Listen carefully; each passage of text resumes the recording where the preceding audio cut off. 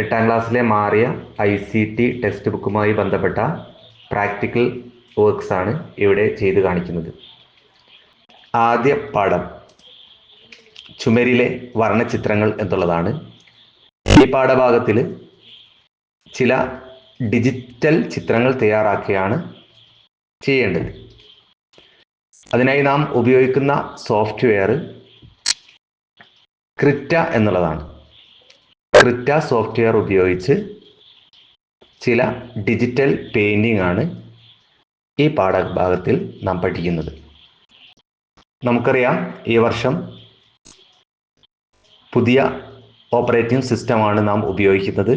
കഴിഞ്ഞ വർഷങ്ങളിൽ നിന്ന് വ്യത്യസ്തമായി 22.04 വേർഷനിലുള്ള ഉബുണ്ടു ഓപ്പറേറ്റിംഗ് സിസ്റ്റമാണ് ഉപയോഗിക്കുന്നത്. ഇതിൻ്റെ ഡെസ്ക്ടോപ്പ് നാം ഈ കാണുന്ന രീതിയിലായിരിക്കും. കൃത സോഫ്റ്റ്വെയർ എങ്ങനെയാണ് ഓപ്പൺ ചെയ്യുന്നത് എന്നുള്ളത് ആദ്യമായി പരിശോധിക്കാം. ഡിജിറ്റൽ പെയിന്റിങ്ങിന് വേണ്ടി കൃത സോഫ്റ്റ്വെയർ ഓപ്പൺ ചെയ്യുന്നതിനായി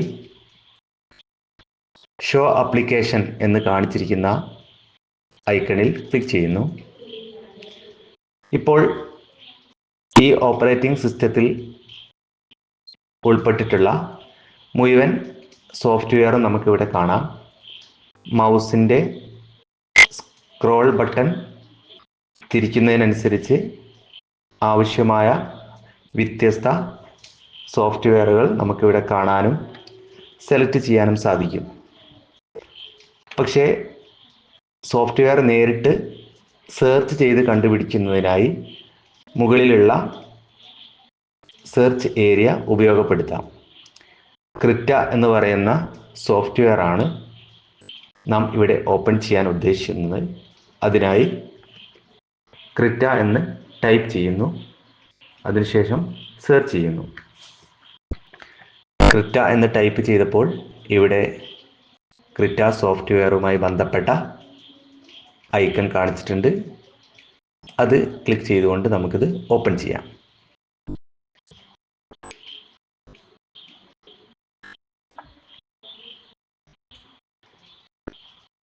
ക്രിറ്റ സോഫ്റ്റ്വെയർ ഓപ്പൺ ചെയ്ത് വരുമ്പോൾ ഇത്തരത്തിലുള്ള ഒരു ഇൻ്റർഫേസ് ആണ് നമുക്ക് കാണാൻ സാധിക്കുക. ഇവിടെ നമുക്കറിയാം,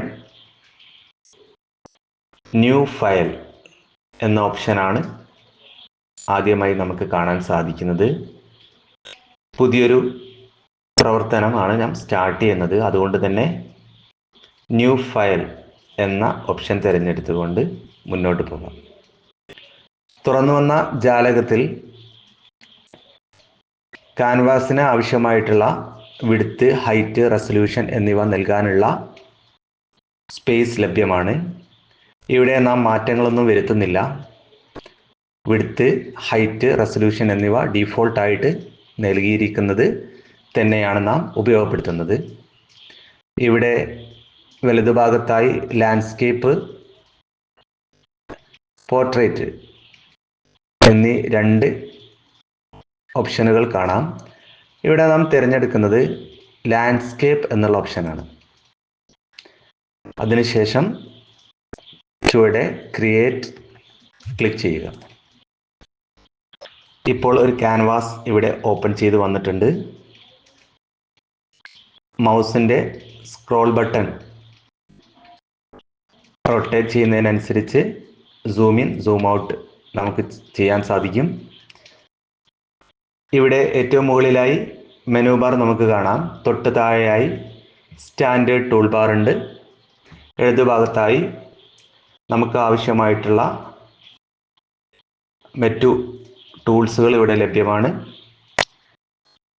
വലതുഭാഗത്തായി കളർ പാലറ്റ്, ലെയേഴ്സ്, അതേപോലെ തന്നെ വ്യത്യസ്ത തരത്തിലുള്ള ബ്രഷുകളൊക്കെ നമുക്ക് ലഭ്യമാണ്.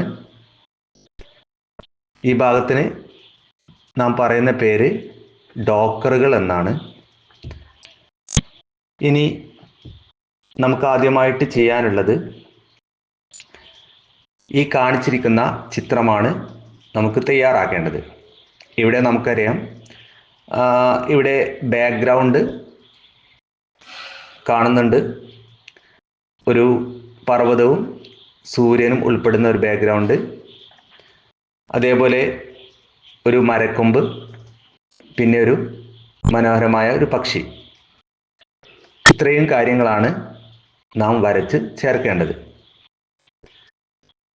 ആദ്യമായി നാം വരച്ചു ചേർക്കുന്നത് ഇതിൻ്റെ ബാക്ക്ഗ്രൗണ്ടാണ്.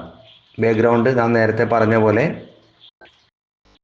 പർവ്വതവും സൂര്യനും ഉൾപ്പെടുന്ന ബാക്ക്ഗ്രൗണ്ടാണ് നാം തയ്യാറാക്കേണ്ടത്. നിങ്ങൾ കീബോർഡിലെ വിൻഡോ ബട്ടൺ ക്ലിക്ക് ചെയ്തുകൊണ്ട് വളരെ എളുപ്പത്തിൽ നമുക്ക് നമ്മളുടെ സോഫ്റ്റ്വെയറിലേക്ക് പോകാവുന്നതാണ്. വിൻഡോസ് ബട്ടൺ ക്ലിക്ക് ചെയ്യുമ്പോൾ ഓപ്പൺ ചെയ്ത് വെച്ചിട്ടുള്ള മുഴുവൻ സോഫ്റ്റ്വെയറും നമുക്ക് കാണാൻ സാധിക്കും. ആവശ്യമായത് നമുക്ക് തിരഞ്ഞെടുക്കാം. ക്രിറ്റ സോഫ്റ്റ്വെയറിലേക്ക് വന്നു. ഇവിടെ നാം ബാക്ക്ഗ്രൗണ്ട് തയ്യാറാക്കേണ്ടതുണ്ട്. ഇത്തരത്തിലുള്ള ഒരു ബാക്ക്ഗ്രൗണ്ടാണ് നമുക്ക് തയ്യാറാക്കേണ്ടത്. ഈ വിൻഡോ ഞാൻ മിനിമൈസ് ചെയ്തു വെക്കുന്നു. ചിത്രത്തിൽ കാണിച്ചിരിക്കുന്ന പോലെ ഒരു ലൈറ്റ് ബാക്ക്ഗ്രൗണ്ടാണ് ഈ പർവ്വതത്തിന് പിന്നിലായി നൽകിയിട്ടുള്ളത്. അത് വരച്ചു ചേർക്കുകയാണ് ആദ്യമായി ചെയ്യേണ്ടത്. അത് വരച്ചു ചേർക്കുന്നതിന് മുമ്പ് ലെയർ സെലക്ട് ചെയ്യേണ്ടതുണ്ട്. ലെയർ സെലക്ട് ചെയ്യുന്നതിനായി വലത് ഭാഗത്ത് ഡോക്കറിൽ കാണുന്ന ലെയേഴ്സ് ഓപ്ഷൻ തിരഞ്ഞെടുക്കുക. ഒന്നാമത്തെ പെയിന്റ് ലെയർ 1 എന്ന ഭാഗം ഡബിൾ ക്ലിക്ക് ചെയ്ത് BG എന്ന് നൽകാം. ശേഷം എൻ്റർ ചെയ്യുക. ബാക്ക്ഗ്രൗണ്ട് ലെയർ നാം തയ്യാറാക്കി കഴിഞ്ഞു. ബാക്ക്ഗ്രൗണ്ട് ലെയറിലാണ് നാം ഈ ലൈറ്റ് ഷെയ്ഡായിട്ടുള്ള ബാക്ക്ഗ്രൗണ്ട് നൽകുന്നത്. അത് നൽകുന്നതിനായി റെക്റ്റാങ്കിൾ ടൂൾ ഉപയോഗിച്ച് ബാക്ക്ഗ്രൗണ്ട് വരച്ചു ചേർക്കാം. ലൈറ്റ് ബാക്ക്ഗ്രൗണ്ട് കൊടുക്കുന്നതിനായി റെക്റ്റാങ്കിൾ ടൂൾ സെലക്ട് ചെയ്യാം. ആവശ്യമായ കളർ സെലക്ട് ചെയ്യുക. ഒരു റെക്റ്റാങ്കിൾ നമുക്കിവിടെ വരച്ചു ചേർക്കാം.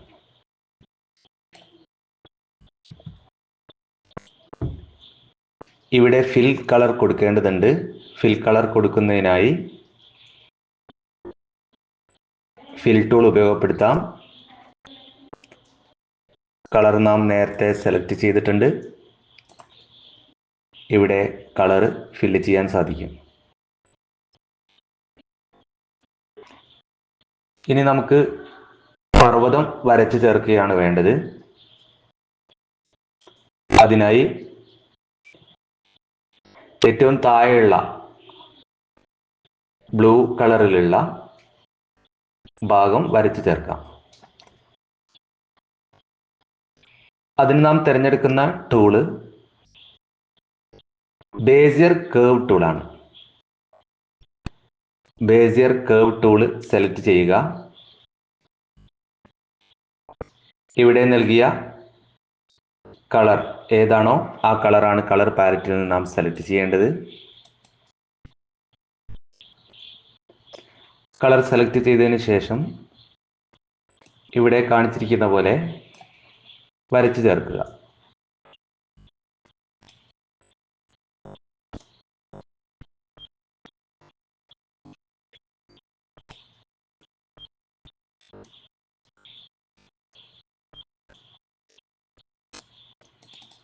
ഡബിൾ ക്ലിക്ക് ചെയ്തുകൊണ്ട്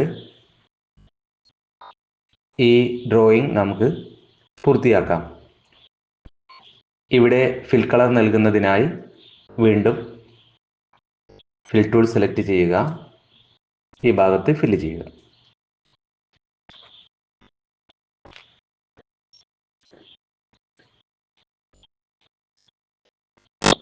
ഇനി തൊട്ട് മുകളിലുള്ള ഭാഗമാണ് നമുക്ക് വരച്ചു ചേർക്കാനുള്ളത്. ബേസിയർ കർവ് ടൂൾ തന്നെ നമുക്ക് സെലക്ട് ചെയ്യാം. യെല്ലോ കളറാണ് ഇവിടെ സെലക്ട് ചെയ്യേണ്ടത്.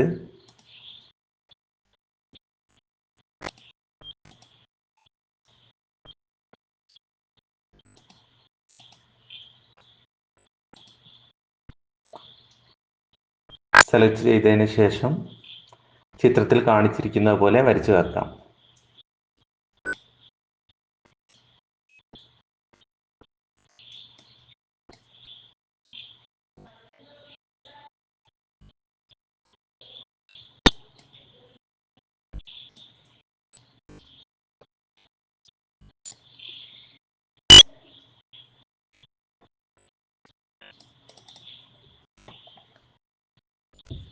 ഇവിടെ ഫിൽ കളർ നൽകുന്നതിനായി വീണ്ടും ഫിൽ ടൂൾ സെലക്ട് ചെയ്ത് ഫിൽ കളർ നൽകുക. മൂന്നാമതായി ഒരു ഓറഞ്ച് കളർ സെലക്ട് ചെയ്തുകൊണ്ട് ഈ ഭാഗം നമുക്ക് തയ്യാറാക്കേണ്ടതുണ്ട്. ടൂൾ എടുത്തു, ഓറഞ്ച് കളർ സെലക്ട് ചെയ്യുന്നു.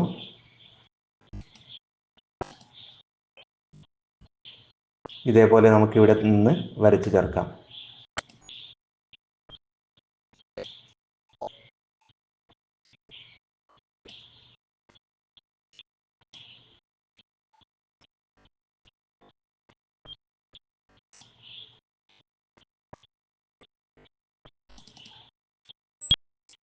കളർ ഫിൽ ചെയ്യുക. ഈ രീതിയിൽ ഈ ഭാഗം നമുക്ക് ആവശ്യാനുസരണം കളർ നൽകിക്കൊണ്ട് മനോഹരമായിട്ട് നിങ്ങളുടെ കഴിവിനനുസരിച്ച് വരച്ചു ചേർക്കാൻ സാധിക്കുന്നതാണ്. അടുത്തതായി സൂര്യനെ വരച്ചു ചേർക്കുകയാണ് വേണ്ടത്. അതിനായി നാം സെലക്ട് ചെയ്യുന്നത് എലിപ്സ് ടൂളാണ്. എലിപ്സ് ടൂൾ സെലക്ട് ചെയ്യുന്നു. സൂര്യൻ്റെ നിറം യെല്ലോ കളറാണ്. യെല്ലോ കളർ സെലക്ട് ചെയ്യുകയാണ്.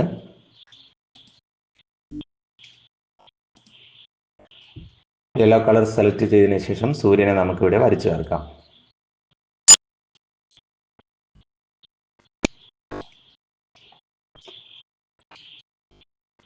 ഫിൽ ടൂൾ സെലക്ട് ചെയ്തു കളർ ഫില്ല് ചെയ്യുന്നു. നമ്മുടെ പ്രവർത്തനത്തിൻ്റെ ഓരോ ഭാഗവും കഴിയുമ്പോഴും സേവ് ചെയ്യേണ്ടത് വളരെ പ്രധാനപ്പെട്ട കാര്യമാണ്. സേവ് ചെയ്യുന്നതിനായി ഫയൽ ഓപ്ഷൻ തിരഞ്ഞെടുക്കുക. ഇവിടെ സേവ് ആസ് ഓപ്ഷൻ തിരഞ്ഞെടുത്ത് ഏത് ഫോൾഡറിലേക്കാണോ നാം സേവ് ചെയ്യുന്നത് ആ ഫോൾഡർ തിരഞ്ഞെടുക്കുക. ഫയൽ നെയിം ചുവടെ നൽകുക.